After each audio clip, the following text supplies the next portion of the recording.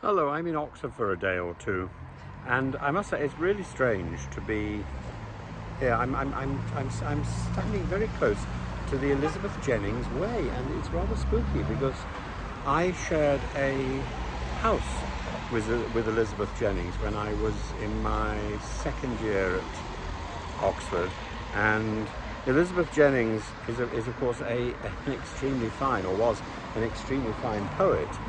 And she was also oddly nocturnal. And there was another lady who lived in the house who collected spaniel dogs and was a bit loopy. And she went around the place rescuing spaniels, and then they promptly died, and she got another one. And she did have a very tenuous relationship with reality. But Elizabeth Jennings was extraordinary, and we sat in the garden sometimes where I had quite a number of rabbits.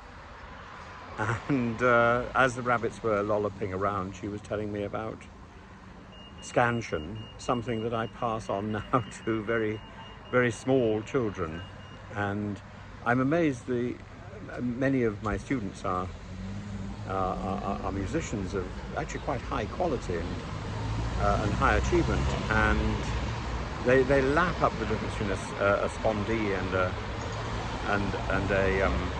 a trochee or an iamb, and it's all down to Elizabeth Jennings. And she, like W.S. Gilbert really, used to write quite carefully and with very precise scansion, then she took it away. And I think that's one of the reasons her poetry is so interesting, because she shredded what she had originally written.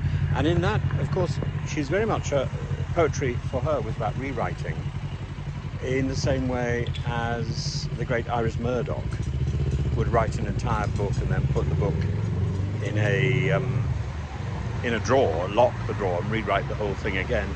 And that idea that you need to rewrite, that you need the discipline of rewriting, it comes close to the American idea of kill your darlings.